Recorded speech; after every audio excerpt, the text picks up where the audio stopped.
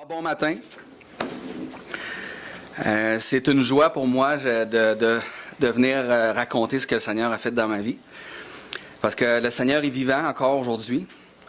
Puis le Seigneur fait de grandes choses. Il peut faire de grandes choses dans la vie de l'être humain, des êtres humains. Je suis marié. Mon épouse n'est pas là parce que j'ai 5 filles. Puis elle doit s'occuper de... Non, mais elle restait à la maison avec les enfants. Donc on a 5 enfants. Je suis dans le domaine du graphisme et de l'imprimerie depuis mon adolescence. En fait, mon père a fondé une imprimerie, puis j'ai toujours senti que je devais suivre les traces de mon père, d'aller dans la business familiale.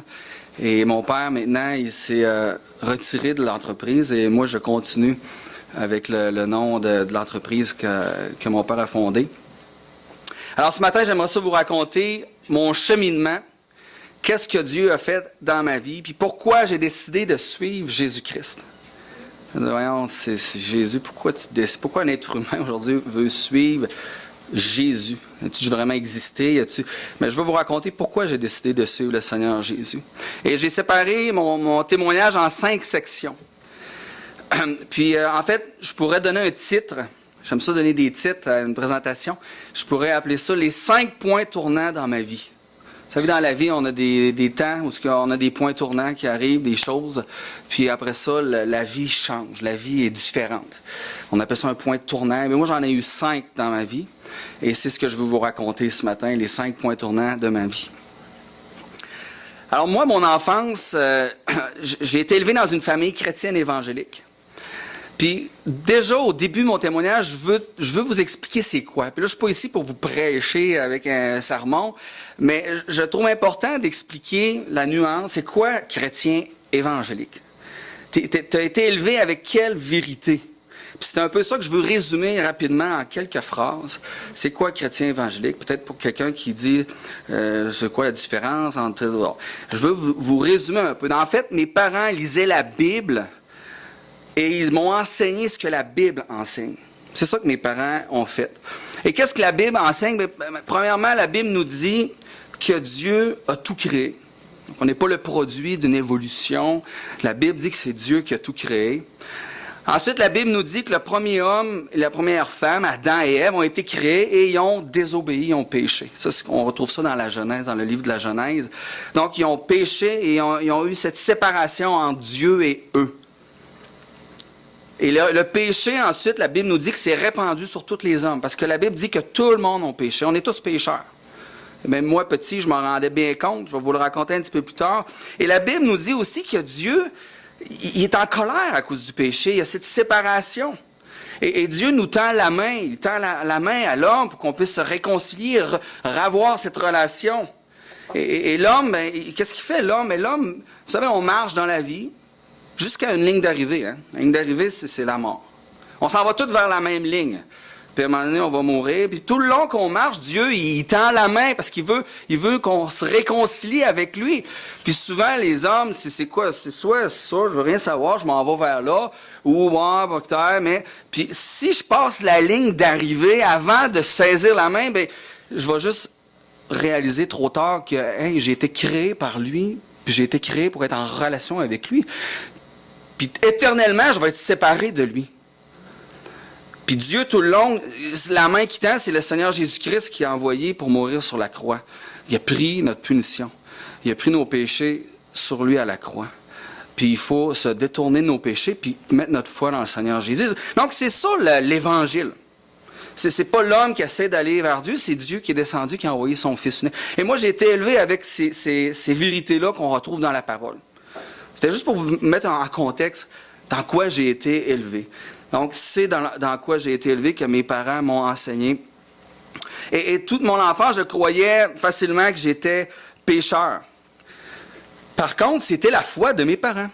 Mes parents croyaient à ce que la Bible nous dit. Puis moi, je croyais dans ceux qui croyaient, mais c'était pas quelque chose de personnel pour moi parce que c'était une histoire de famille. Hein. Souvent, on suit la famille, on suit les parents. Donc ça, c'était... Puis j'avais pas de misère à me voir pécheur. Moi, j'étais un petit gars baveux.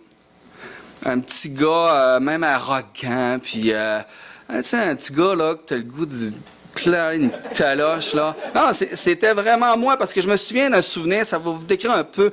J'étais en maternelle, et on avait fait un tunnel, il y avait des gros blocs, c'était un tunnel, j'étais avec un ou deux amis, là, et puis on avait mis un toit, puis là, on passait, hey, c'était donc le fun, hein. Tu sais, on passait dans un tunnel en bois, mais c'était le fun. Et là, à un moment donné, il y a du monde, des filles, ils ont voulu venir jouer avec nous, puis passer dans le tunnel. Et moi, j'ai dit, il n'y en a pas question, c'est moi qui l'ai fait, puis j'ai tout détruit le tunnel parce que je voulais pas que les autres passent. Donc, voyez-vous, hey, déjà à 5 ans, déjà, j'avais cette idée-là en moi, là, que non, c'est à moi, puis c'est moi qui décide, puis ça se passera pas de même. Alors, j'avais tout détruit le tunnel, mais j'étais un petit garçon comme ça. Là, tu vois ça là dans la classe, as-tu le goût d'envoyer une taloche? C'est clair, ça, c'était moi dans... Mais j'étais quand même cute aussi. Ma mère va sûrement vous dire que j'étais pas juste malcommode, mais j'étais malcommode. On m'appelait aussi le cascadeur. J'étais un petit peu fourré partout. Donc, j'ai pas de misère à reconnaître que je suis pécheur déjà très jeune. Puis on le voit même un bébé, un enfant, 2 ans. On voit dans le cœur qu'est-ce qui se passe. Et quand j'étais en 5e année, ma mère est venue me voir je me souviens exactement, tu sais, les points tournants de la vie, là, souvent on se souvient. Qu'est-ce qu'on faisait? On se souvient où on était, on se souvient de bien des détails. Et moi, je me souviens, j'étais au sous-sol, je jouais au Vectrex, qui était une machine électronique, comme le Atari, là, le Coleco, je sais pas. Mais moi, c'était un Vectrex. Et là, ma mère vient me voir, elle dit, Martin, est-ce que tu aimerais ça aller à l'école anglaise? Puis, ma sœur, moi, est allée avant la loi, et j'avais le droit d'y aller à cause de ma sœur. Même si on était après la loi. Donc, j'ai dit, OK, ben oui, elle dit. Puis Marc-André Fréchette aussi, il va y aller. Marc-André Fréchette, il est ici. Hein, c'est un de mes amis, il aime beaucoup le hockey. On écoute souvent le hockey ensemble. Et là, elle dit, Marc-André Fréchette, il y va. Et là, j'ai dit, OK, mais tu sais, pourquoi OK? Marc-André Fréchette, il allait en maternelle. Moi, je rentrais en 6e année. On s'entend-tu qu'on n'allait pas jouer ensemble? Mais quand elle me dit qu'il allait, j'ai dit OK. Pourquoi j'ai dit OK? Je sais pas. J'ai dit OK. Et ça a été un point tournant dans ma vie. Pourquoi? Parce que là, je quitte mon milieu où j'ai mes amis et j'arrive. Je sais même pas si on s'est vu une fois ou deux dans toute cette année-là. Dans l'autobus, peut-être, mais on se parlait même pas non plus. Mais c'est drôle parce qu'aujourd'hui, on est rendus très, très bons amis. Mais à l'époque, 6e année maternelle, c'est rare qu'il y ait des amitiés qui se font. Hein? Alors, je laisse tous mes amis pour aller dans cette nouvelle école anglaise. Moi, je connais quelques mots en anglais. Donc, c'est un nouvel apprentissage d'une nouvelle langue. Il faut que je me fasse des nouveaux amis. Et vous savez qu'eux, là, c'est une classe maternelle. Il n'y a pas 4 maternelles. Il y a une classe de maternelle. Ensuite, ils vont en première année tout ensemble. Ensuite, ils vont en 2e année tout ensemble. Tu sais, quand tu es rendu en 6e année, là, tu es pas mal une gang unie. Puis là, tu as un petit frog, un petit Français qui arrive dans le milieu de la gang. Voyez-vous que ça fait... c'est qui, lui? Alors, j'ai vécu une année vraiment de rejet. Les gens, ils m'aimaient pas. Puis, j'ai eu de la misère. J'ai vraiment eu de la misère. Ça a été un point tournant parce que ça a vraiment été tough. Puis même souvent... Je pleurais pour pas aller à l'école. Je me souviens d'un matin, je sais pas si mon père s'en souvient, mais je pleurais, puis j'étais dans ses bras, puis il m'avait donné congé cette journée-là, parce qu'il voyait que j'avais une détresse. Je subissais, je sais pas c'était quoi, de l'intimidation, les gens m'aimaient pas. Puis, à un moment donné, juste pour vous expliquer un peu, on dînait ensemble à la cafétéria. En fait, c'est dans le gymnase. On avait tous nos lunchs. Et la 6e année, on avait 2 tables parce qu'on était trop dans la classe. Donc, il y avait une table là, puis il y avait une autre table à l'autre bout. Et là, j'étais assis à côté d'un dénommé Serge, qui s'appelle encore le même. Et là, il dit écoute, il dit, Martin, il n'y a personne qui t'aime ici. Fait que là, il dit, je te le dis, il n'y a personne qui t'aime. Fait que là, moi, je mange ma petite sandwich aux œufs en triangle. Et là, il continue, il dit, garde, je vais te le prouver. Il dit, je vais demander. Fait que là, il se lève. Puis là, il demande à tout le monde, est-ce que t'aimes Martin? Et là, non. Et le prochain, est-ce que t'aimes... Là, il a fait le tour de la tête. Moi, j'entendais les noms. Puis les noms, ça venait résonner dans ma tête. Hein. Un nom après l'autre, un nom après l'autre. Puis là, il dit, attends un petit peu. Il dit, je vais aller faire l'autre table. Tu sais, j'avais pas besoin de l'autre table en plus. Et là, il s'en va à l'autre bout, puis moi, j'ai quand même essayé de regarder un petit peu en coin, puis je voyais bien la réaction de tout le monde. Et là, il revient, il dit, tu vois, il n'y a personne qui... Donc, ça, c'était une partie de mon année vraiment qui était tough pour moi. C'est pour ça que je pleurais. Je comprends-tu? Ça me tente-tu d'aller avec ce gang-là? Non. Et là, ensuite, je suis allé en secondaire 1. On a changé d'école. Et là, il y a 4 classes de secondaire 1. Là, c'est plus la petite gang. Là, on est mélangés. Et là, je me suis dit, moi, je veux plus vivre ça. Je veux plus vivre ce rejet-là. Vous savez, on veut pas vivre ce rejet-là. Et moi, est-ce que j'étais croyant? Ben, je croyais que Dieu existait. Est-ce que c'était mon Dieu? Non. C'était le Dieu de mes parents encore. Parce que moi, dans ce temps-là, au lieu de me confier en Dieu dans ces moments, première épreuve de ma vie, 6e année, j'aurais pu dire, je vais chercher à me confier en Dieu. Dieu va m'aider. Mais non. Moi, je me suis tourné vers les hommes, le monde. J'ai dit, je vais essayer de me trouver des amis avec qui je vais pouvoir être. Mais finalement, je me suis un petit peu planté parce que j'ai commencé à me tenir avec des amis qui étaient un petit peu rejets. Finalement, on était des rejets ensemble. Je dis, ouais, c'est pas fort mon affaire. Et là, à un moment donné, un de mes amis rejets, il s'est fait tabasser. Et là, moi, je dis, ben là, ça se passera pas de même. Et j'étais allé voir le directeur pour rapporter. Et là, pendant que je rapporte au directeur, le petit gars qui avait tabassé, il était juste en arrière. Et il a tout entendu. Fait que là, moi, je ne l'ai pas trop su sur le moment. Et le lendemain, le petit tabasseur, il vient me voir. Il dit, « Hey, Martin, il dit, ça te tente-tu? On va au Demers en avant, sur l'heure du dîner. Il va y avoir une bataille. Viens, on va aller voir ça. » Fait que là, je dis, « Ah, mais je vais y aller. Tu sais, je me fais inviter avec des amis. Alors, je vais y aller. Parce que je voulais avoir des amis. » Et là, j'arrive, puis y avait-tu une bataille? Mais oui! Mais c'était moi! Et là, moi, je savais pas que c'était moi, mais là, je l'ai su assez vite. Et finalement, le petit, il était ça d'eau, il était à peu près comme André, hein? Non, mais il était pas très grand, mais il faisait de la boxe. Il savait se battre. Et là, il a commencé à me frapper, puis il y en a un autre, pas rapport, là. Il a embarqué avec lui. Fait qu'il était deux à me tabasser, à me donner des coups. Et là, je commence à pleurer, tu sais. Secondaire 1, les filles me regardent. J'étais humilié, mais humilié. Et là, finalement, le directeur arrive. J'imagine qu'il y a un autre stouleur quelque part qui est allé le dire. Le directeur arrive. Là, il dit, « Hey, sèche tes pleurs, vite, là. Faut pas qu'il nous... » Fait que là, je me sèche les pleurs. Je retourne à l'école. Et là, pendant l'heure du dîner, c'est passé le 2e point tournant de ma vie. Parce que pendant l'heure du dîner, après, le grand qui m'a tabassé, il vient me voir. Puis il me tend la main, tu sais, comme... tu sais, quand on fait ça, là? Je sais pas si on fait encore ça dans les écoles. Il me tend la main. Et là, je le regarde. Je dis, tu veux-tu rire de moi? Et tu viens de me frapper? Puis là, il dit, c'est ça ou c'est ça? Je dis, bon. OK. C'est assez convaincant. Fait que j'y ai serré la main. Et ça a été ça, le point tournant numéro 2 de ma vie. Parce que quand j'y ai serré la main, là, c'est comme si je m'associais à cette gang-là. C'était pas les rejets, eux autres, c'était les toughs. Puis ceux qui sont dans la drogue, puis qui fument. Puis je me suis associé à cette gang-là. Et là, j'ai commencé... Le petit là, qui m'a frappé, c'est devenu mon meilleur ami.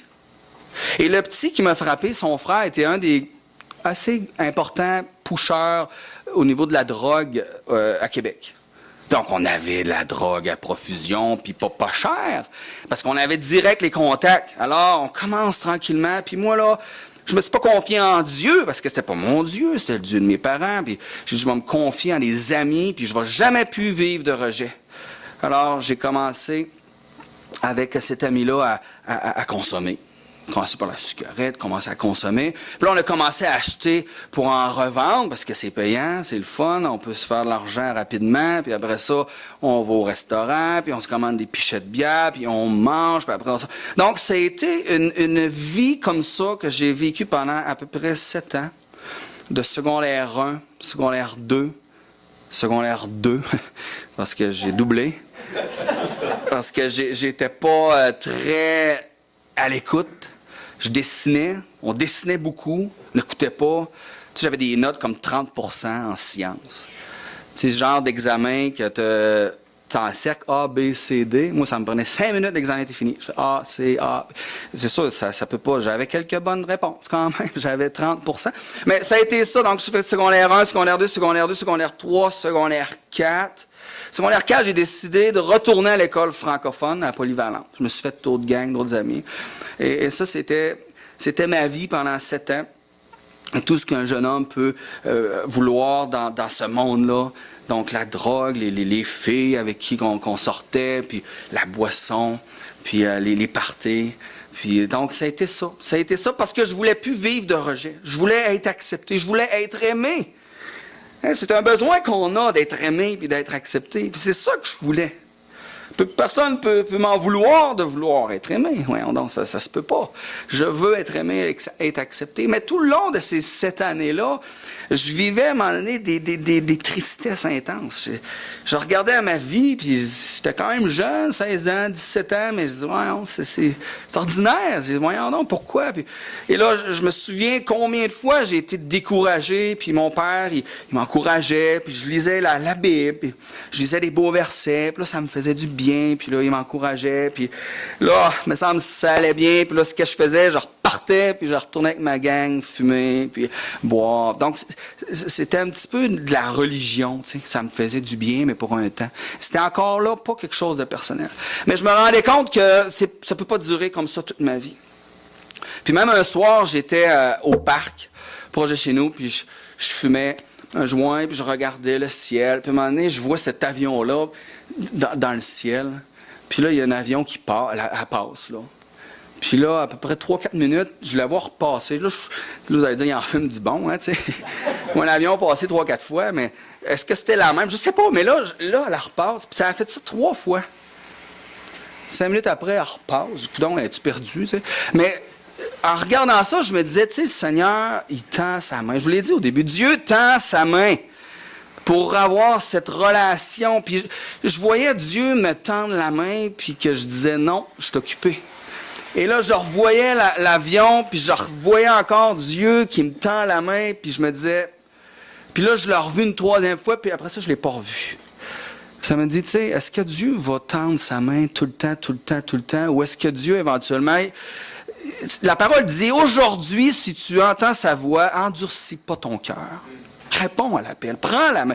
Et là, je me disais, est-ce que je prends la main ou est-ce que éventuellement j'aurais pu cette opportunité-là parce que je vais avoir le cœur endurci, puis je vais être perdu, puis je vais mourir dans mes péchés, puis je vais être séparé, je vais continuer. Et là, ça m'a beaucoup parlé, mais ça cheminait. Je savais que je n'étais pas correct. Et je parlais souvent à mes amis de ce que je vous ai dit au début. Dieu existe, puis on est pécheurs, mais Dieu a envoyé son Fils. Et là, je disais à mes amis, je sais que je ne suis pas correct.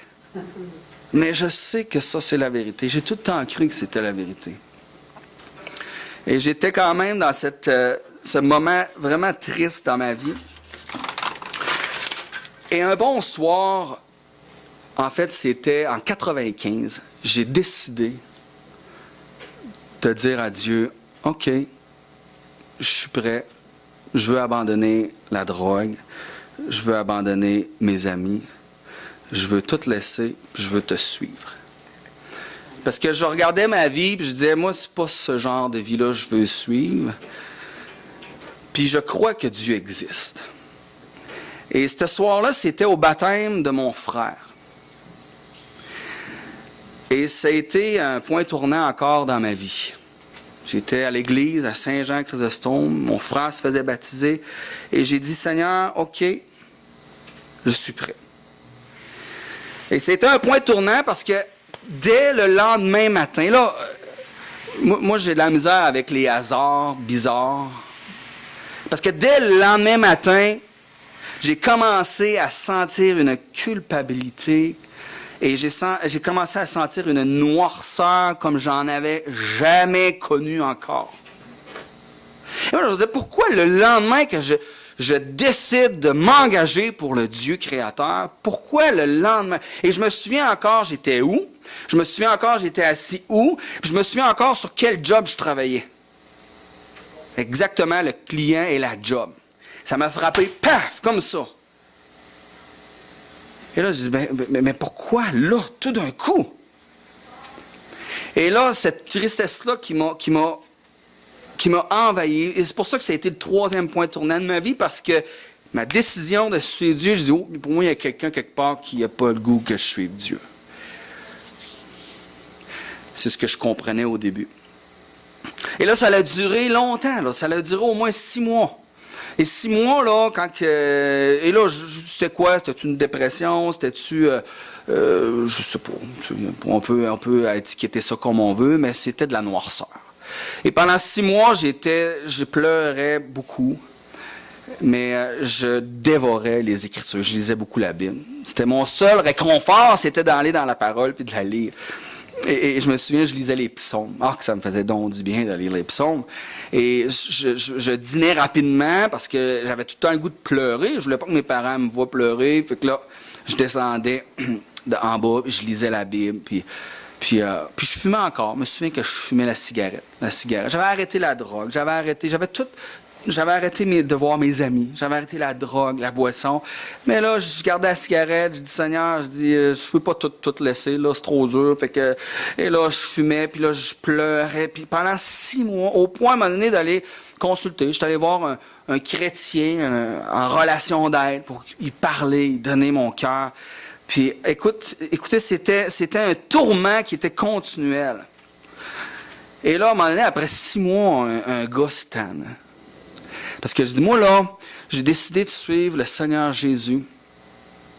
Et ma vie, là, s'est rendue une noirceur comme j'en ai jamais vu. J'étais plus heureux avant en prenant de la drogue puis en étant dans la boisson que maintenant. Alors là, je ne comprends pas. Et là, je me suis dit, peut-être que Dieu, il veut plus de moi. Peut-être que j'ai trop fait de conneries puis de péchés.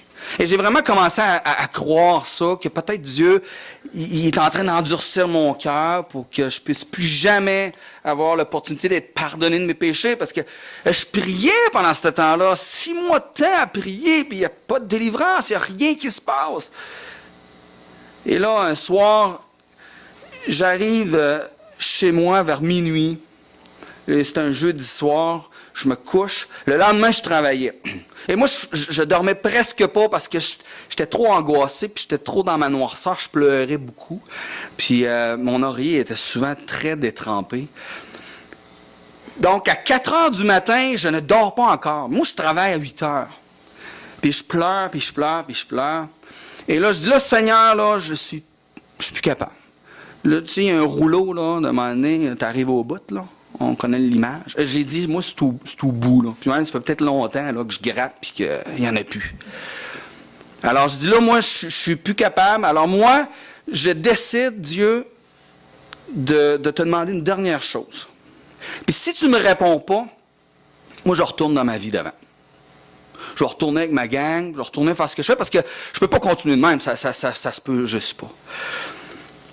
Et là, j'ai demandé quelque chose au Dieu que je croyais qu'il était mon Dieu. J'ai fait une dernière prière. Mais avant, je me suis dit, pourquoi Dieu permet ça dans ma vie? Pourquoi Dieu, si je viens à toi, puis là, j'ai 6 mois, peut-être 7 mois de noirceur? Eh bien, je pense qu'aujourd'hui, avec le recul, je peux comprendre pourquoi. Parce que voyez-vous, moi, là, j'entends la vérité. Après ça, je fais ce que je veux. Puis à un moment donné, je dis, bon, OK, Seigneur, je suis prêt. Je suis prêt maintenant à te suivre. Voyez-vous, je crois que Dieu a permis ça dans ma vie pour que je réalise la gravité du péché. Vous savez, on ne se moque pas de Dieu. Puis dans la foi, il y a un aspect de repentance. Il faut que tu sentes à un moment donné le poids de ton péché devant Dieu. Parce que c'est le péché qui te sépare. Il faut que tu ressentes ce poids-là. Et je pense que Dieu l'a permis pour que je ressente le poids, cette culpabilité-là, cette idée que je renonce, que je regrette ce péché-là pour me tourner vers Dieu. Je pense aussi que Dieu a permis ça pour voir si j'allais passer le test. Parce que pendant mes années que j'étais dans mon adolescence, souvent j'ai dit à Dieu, OK, là, je veux te suivre, mais je n'étais jamais vraiment sincère comme cette fois-là. Et là, il dit, ah ouais, tu veux me suivre? OK. On va voir à quel prix tu es prêt à me suivre. Et je pense que Dieu a permis ça pour faire passer le test. Et je pense aussi qu'il a permis ça pour qu'il puisse manifester sa gloire parce qu'il y a une délivrance qu'il voulait m'accorder. Et c'est ça que je vous raconte, ce qui était le 4e point tournant de ma vie. Ce soir où je rentre à minuit. Et à 4 heures, je dis, je vais faire une dernière prière. Puis si tu ne me réponds pas. Et c'était pas une menace, là. J'ai dit, Seigneur, je peux juste pas continuer. Il faut que tu me répondes. Alors j'ai prié, j'ai dit, Seigneur, si tu m'aimes, si tu veux de moi encore, tu vas m'envoyer quelqu'un demain pour me dire que tu ne m'as pas oublié.